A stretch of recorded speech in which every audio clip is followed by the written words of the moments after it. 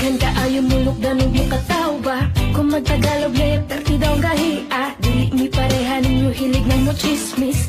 Mas maayo po ninyo mo English. Abi siguro ninyo wa mi mga grado, diya mo na sayap kami mas edukado.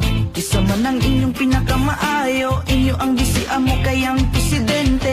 Ug kung sports na natong istoryaan, sa basketball si Fajardo ang #1. Sa tanan mo'y makalupit sa naagian, pinakasikat pinakadato si Pacman. Sige lang mo gingon na mong dila kay gahe, suya na mo amo a pinakagahe. Among braso ba pinakagahe, pero kasing-kasing na mo humok di siya gahe.